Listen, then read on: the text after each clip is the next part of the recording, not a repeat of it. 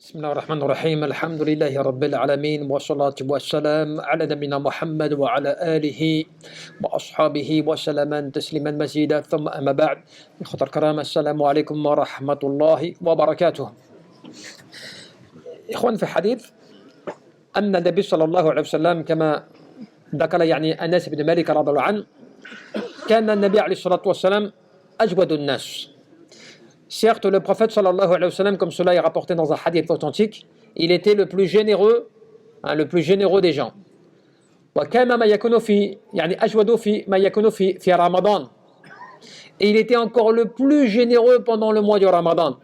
Encore plus, c'est-à-dire qu'en fait, il débordait totalement de générosité. وكذلك حين يلقاه جبريل عليه السلام.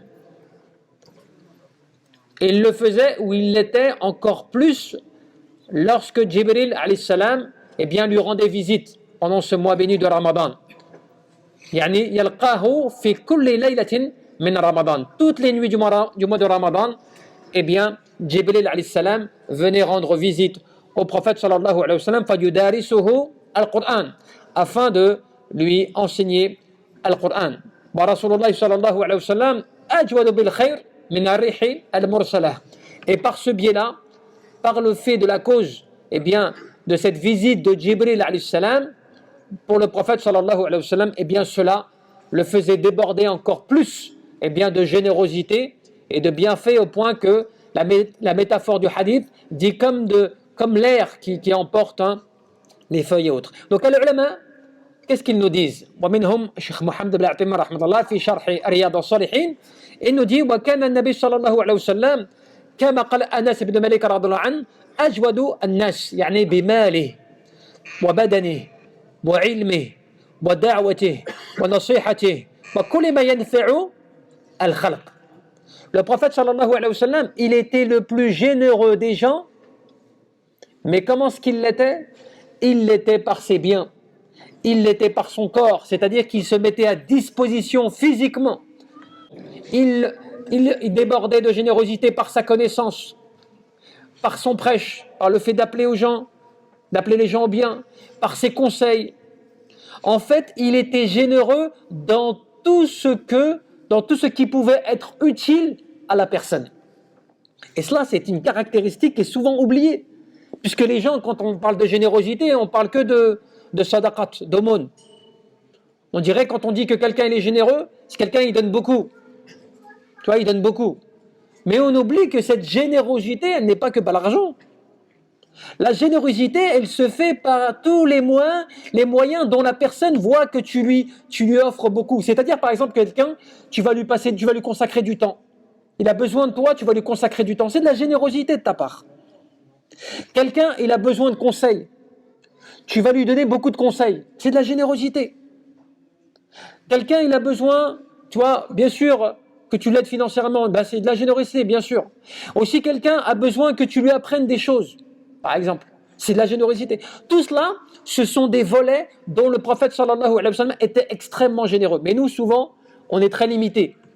On n'est pas généreux par notre temps, on n'est pas généreux par nos bonnes paroles, on n'est pas généreux par nos conseils, on n'est pas généreux par nos connaissances, on n'est pas généreux par même notre présence physique. Tu vois, on n'est pas généreux sur cela. Alors que وكان أجود ما يكون في رمضان لأن رمضان شهر الجود يجود الله سبحانه وتعالى فيه على العباد. Et il l'était plus encore pendant le mois de Ramadan. Vous savez pourquoi? Parce qu'Allah Jalla fi'ala lui-même fait preuve de générosité à l'égard de ses créatures. Puisqu'Allah Azza wa Jal, rendez-vous compte, pendant le mois de Ramadan, Allah Azza wa Jal, il pardonne et tous les soirs, Allah subhanahu wa ta'ala, il a franchi des gens de l'enfer. C'est la générosité. Allah Azza wa Jal, il est bon. Il fait preuve de bonté à l'égard de ses adorateurs. Puisqu'il leur pardonne leurs péchés, il leur pardonne leur désobéissance, il leur pardonne leur négligence, il leur pardonne leurs manquements, par le fait qu'ils vont se consacrer à l'adoration d'Allah subhanahu wa ta'ala. De la même manière, normalement, l'adorateur d'Allah azza wa jal, il doit être aussi généreux vis-à-vis de ses frères. Wallah subhanahu wa ta'ala, jawadun yuhibbu. Allah subhanahu wa ta'ala, il est le plus généreux, le plus bon. Donc normal, et il aime, en plus, Allah subhanahu wa ta'ala aime ceux qui font preuve de générosité. Et cela, c'est quelque chose qui manque beaucoup. Là, par exemple, tu arrives au dernier tiers du mois de Ramadan. Eh bien, il faut se rendre compte, est-ce qu'on a été généreux chez nous? Est-ce qu'on a été généreux avec nos proches? Est-ce qu'on a été généreux avec notre époux, notre épouse, avec nos enfants? Par quoi? Par notre bon comportement, par nos bonnes paroles, par la réconciliation. Il y a des gens qui, pour le moment, encore, alors qu'ils sont dans un mois béni de miséricorde, ils ont décidé de ne pas encore se réconcilier avec leurs proches, de ne pas se réconcilier avec leurs époux ou leurs épouses, de ne pas se réconcilier avec qui ils ont un conflit et pourtant c'est quelqu'un qui leur est proche, ou qui leur est souvent, donc quelqu'un qu'ils rencontrent souvent. Eh bien cela, c'est de la générosité de ta part et subhanallah, une noblesse auprès d'Allah Azza wa Jal que toi tu prennes sur toi et que tu te dises, pour Allah subhanahu wa ta'ala, eh bien je vais prendre sur moi et me réconcilier. Ou bien c'est moi qui vais revenir. Ou bien c'est moi qui vais faire l'effort. Tu vois? Il y a des gens, même si ça ne marche plus dans le couple, ça ne marche plus. D'accord? C'est la séparation. Soit qui est déjà faite, ou soit c'est une séparation à venir. Pourquoi tu rends compliqué la vie aux gens? Pourquoi est-ce que tu bloques la femme? Pourquoi est-ce que tu ne l'empêches pas de partir? Si vous avez conclu, c'est fini. Ça y est, vous avez décidé de ne plus être ensemble.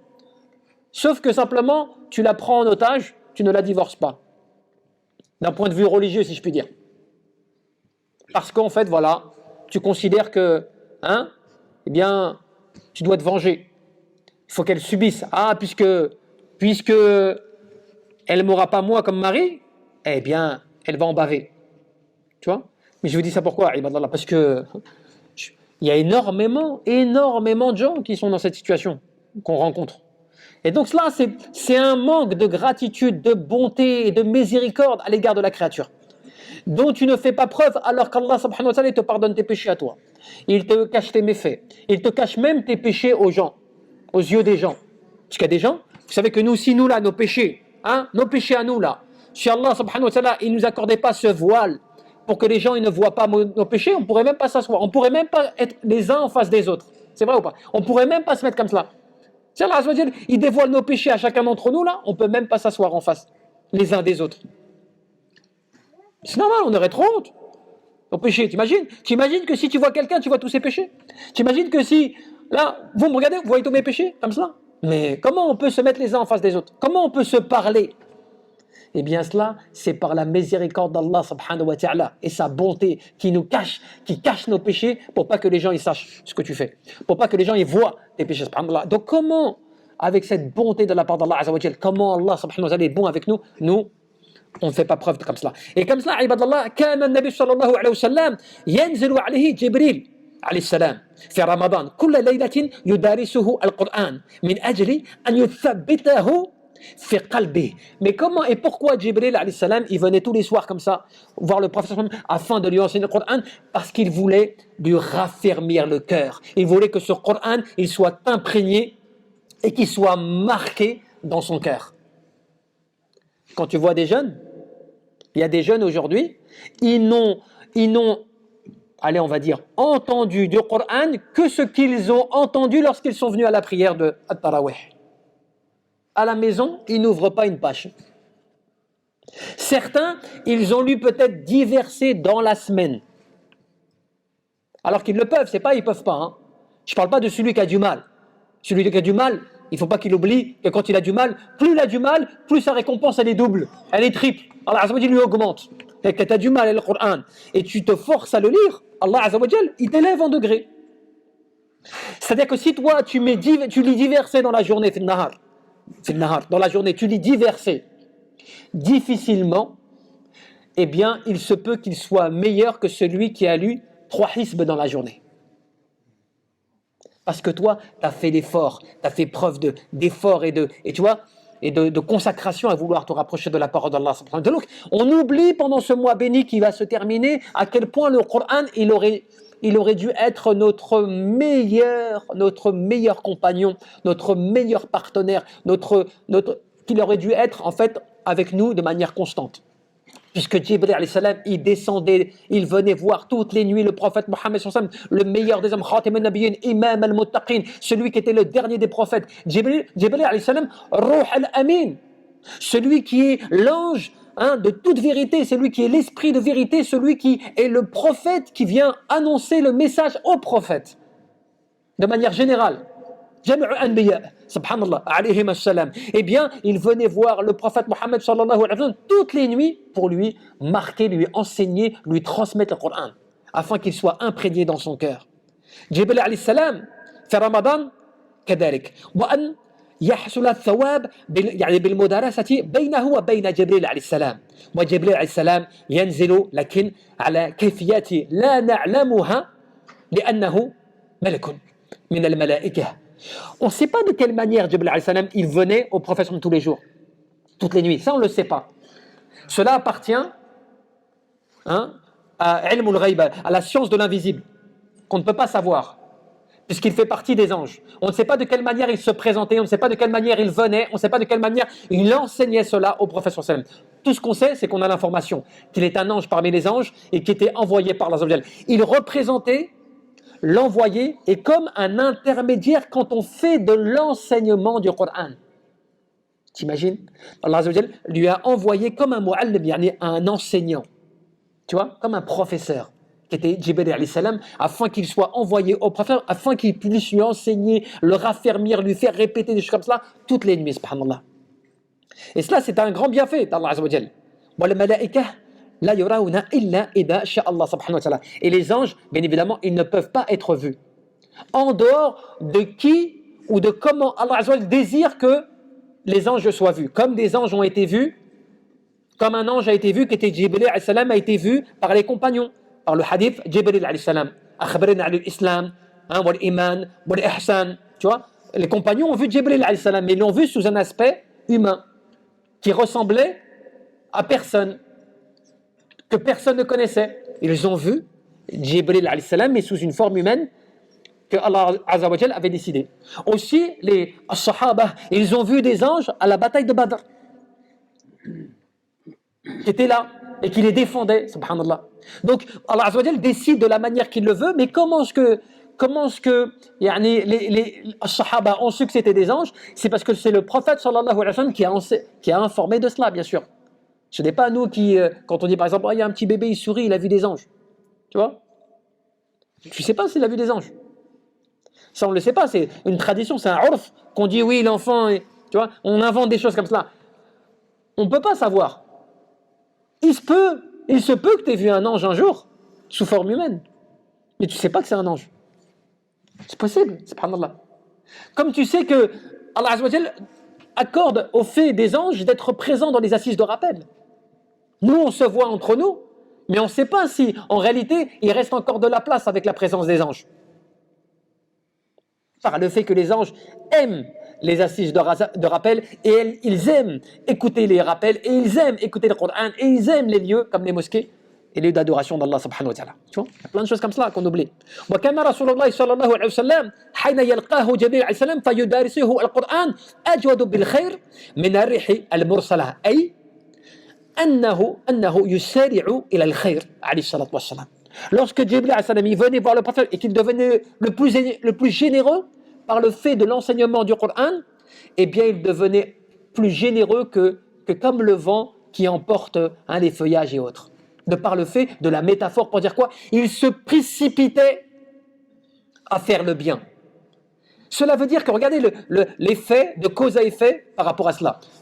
Le Ramadan, Jibril alayhi salam qui venait chaque soir, et cela provoquait un enthousiasme et une volonté et une force au prophète sallallahu alayhi wa sallam de vouloir faire plus et plus rapidement. Et est-ce que vous avez vu, encore une fois, c'est important qu'on fasse des parallèles par rapport à nous. Nous, c'est le contraire. Quand Ramadan y vient, des fois, eh bien, on est encore plus paresseux, ou voire même on ne progresse pas. Deuxièmement, on ne se précipite pas al-khayrat, tout le bien qui est à disposition. Et troisièmement, on délaisse des choses qui nous apporteraient tant de pardon et tant de miséricorde et tant de bienfaits qu'est le Coran.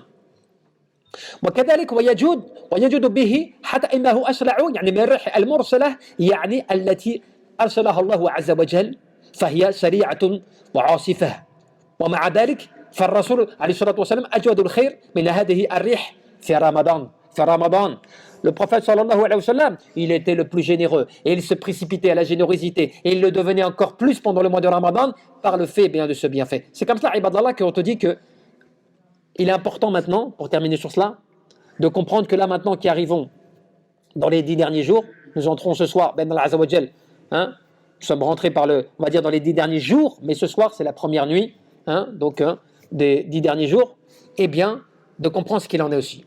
أن النبي صلى الله عليه وسلم كان إذا دخل العشر الأواخر من رمضان أحيا الليل. Dès que les 10 jours arrivaient, le prophète عليه الصلاة والسلام il veillait la nuit. أي يعني أحياء بالذكر والقراءة والصلاة والعبادة وأيقاظ أهله. Comment est-ce qu'il veillait? Il veillait en faisant des rappels. Il veillait en faisant des lectures du Coran. Il veillait en faisant des prières. Il veillait en faisant des actes d'adoration de manière générale. C'est important de comprendre cela. Parce qu'il y a des gens des fois qui disent oui mais moi c'est difficile de rester toute la nuit en prière. Mais veiller, ce n'est pas forcément rester toute la nuit en prière. Veiller dans l'adoration d'Allah Azza wa Jal, c'est que tu restes éveillé comme tu peux bien sûr, mais que tu restes éveillé dans le rappel d'Allah subhanahu wa ta'ala. Donc si pour toi tu arrives plus à faire de la lecture du Coran, eh bien multiplie la lecture du Coran.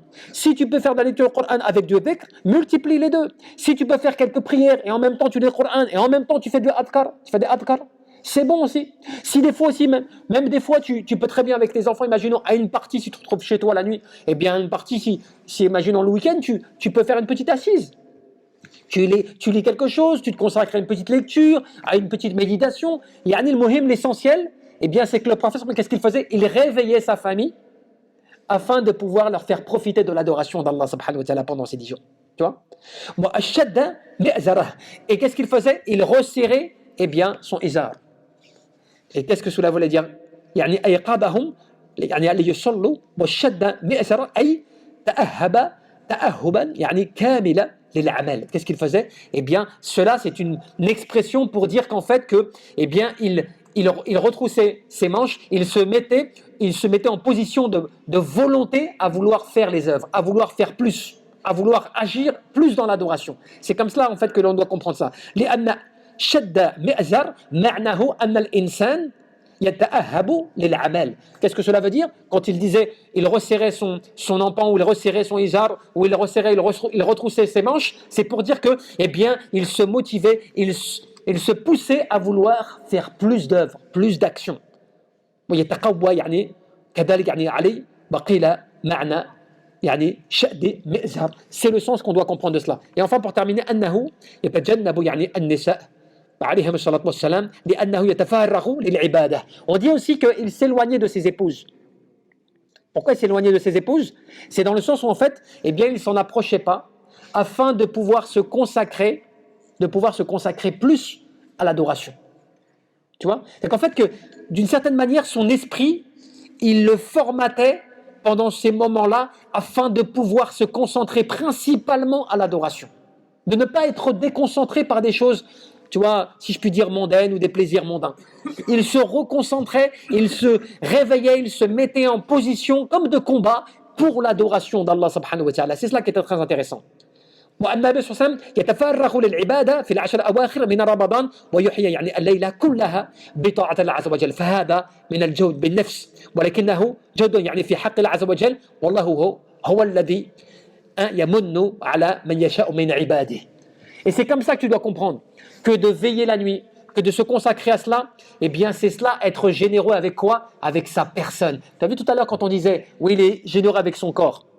C'est se mettre à disposition et tout, mais c'est aussi ton corps, eh bien tu le consacres à l'adoration d'Allah. Tu vois ce que je veux dire? Ton corps, tu le réveilles, tu l'actives en fait à l'adoration d'Allah Azza wa Jal, par le fait de tes prières en te tenant debout, par le fait de la lecture du Coran, par ta langue, ta récitation, ton cerveau par la méditation. Tu sais que même la nuit, imagine tu consacres un petit moment pour méditer. Tu médites sur la création des cieux et de la terre. Tu médites sur la toute-puissance comme cela, subhanallah. Cela, c'est de l'ibadah, c'est de l'adoration d'Allah Azza wa Jal. Tu es en adoration aussi. Hein. الذين يذكرون الله قياما وقعودا وعلى جنوبهم ويتفكرون في خلق السماوات والأرض. Allah Azza wa Jal a donné une description. Ceux qui sont assis, debout ou allongés sur le côté et qui se rappellent Allah, qui évoquent Allah et qui méditent sur la création des cieux et de la terre. Donc c'est un acte d'adoration.